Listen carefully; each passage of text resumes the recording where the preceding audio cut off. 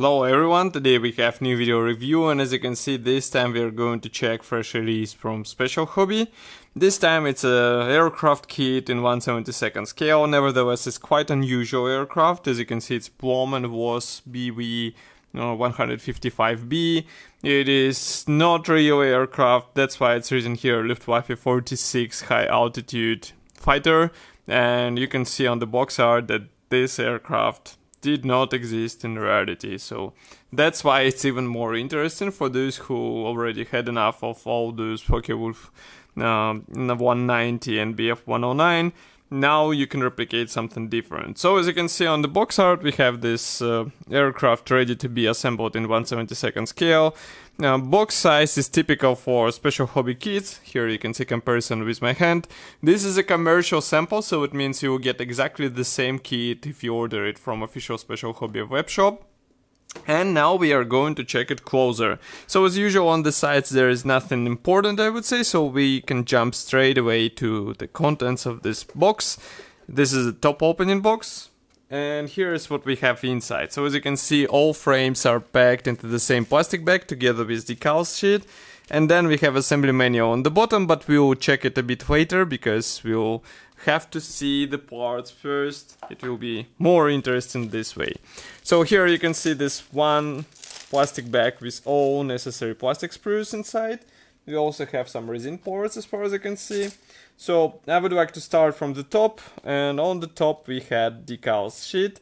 So just give me a second to open it. So here we have decals for several marking options as far as I can see, but due to absence of the backing paper, as you can see it's slightly stuck to the plastic bag, but it's not that serious issue. So here we have first small decal sheet, and here nothing important, so I would move to this sheet. And here you can see that we have decals, as I said, for several marking options. Let's zoom in so that you can see it closer. Note that swastika is replicated with those special symbols. It is included into this kit.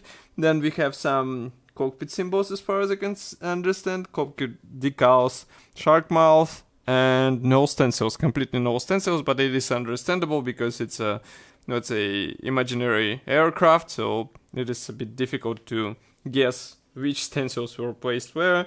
And if you feel like applying stencils on your model, you can use something from, for example, Schwalbe, Messerschmitt 262. Here we have one and only clear plastic part. As you can see, it's a Canopy. It is a one-piece part, and therefore you won't be able to open the cockpit, but molding quality is really nice. And the only thing you will need here is mask sheet, because masks are not included here and you will have to cut them with your own hands, or maybe to buy some aftermarket set if it will be available after some period of time. Then here we have resin parts. I'm not sure what is this, so let's open it and take a closer look. Just give me a second. As far as I can understand, maybe these are the special stand for the aircraft. As you can see, there are two parts. Of course, once we check assembly manual, it will be more understandable, but those resin parts will be used for sure, and they will come handy with this Polny was aircraft. Now we are going to start with plastic parts. So here we have first gray plastic sprue.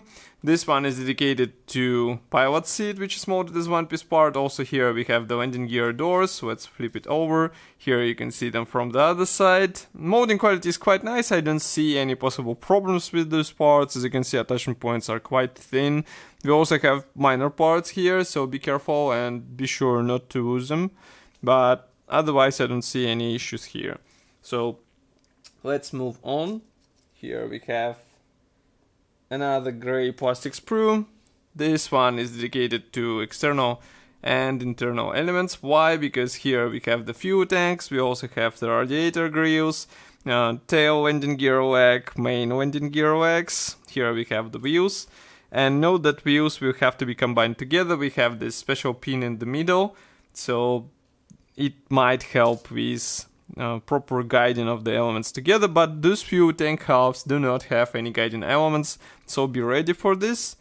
And I would like to show those views a bit closer together with radiator grill so that you can see the detailing of those parts. So here they are.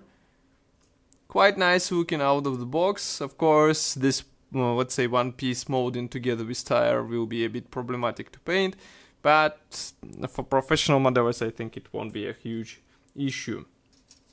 Next we have slightly bigger plastic frame. Why? Because here we have fuselage halves, and now we are going to focus the camera and you will see it in detail. So both fuselage halves are molded not only together with tail segment but also with rudder. Here we have the tail planes and propellers. I guess this is a cockpit floor, and let's take a look inside. Inside we don't have any guiding elements, so be ready for this, it will be a bit tricky. Tail planes are molded as a one-piece part, so we won't have to deal with separate halves.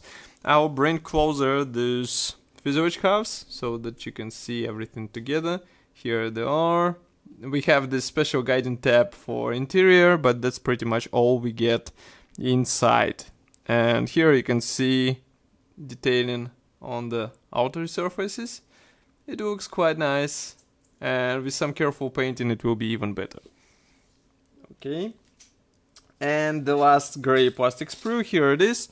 This one is dedicated to huge wings which were present on this aircraft. So as you can see, these wings should be assembled out of separate parts, and it will be a bit complex assembly, I would say, so be ready for this. Of course we have on recessed panel lines and riveting on those parts.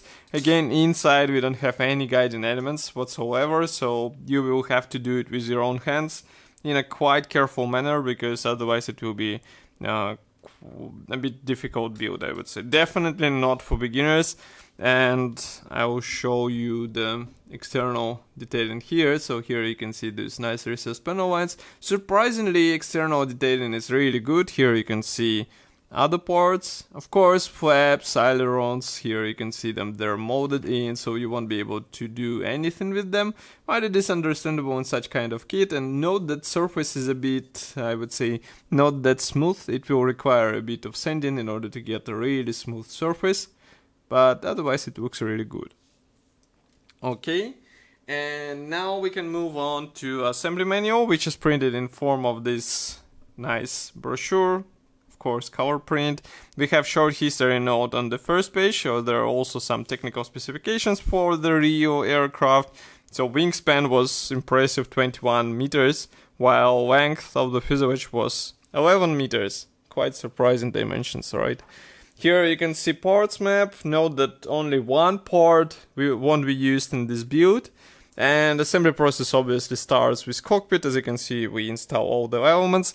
Again, I would advise to think through this step, because here you might add some P parts from your spare parts. It will be a good idea in my opinion, and of course it will bring some fine detailing to this model. Next, we install the cockpit inside together with this radiator and tail landing gear wheel or leg, and we join fuselage halves together.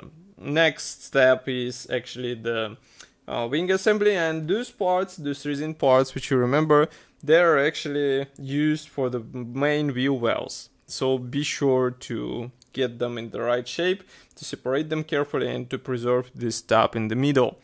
Next we continue with those huge air intakes.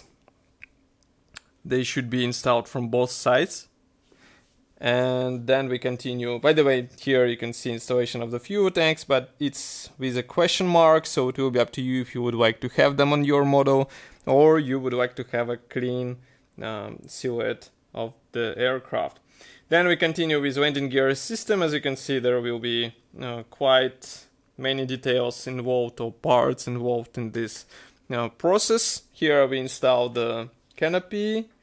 And note that manufacturers suggest that you can open canopy by cutting it and then moving this sliding area behind. So it will be up to you if you are brave enough to do so.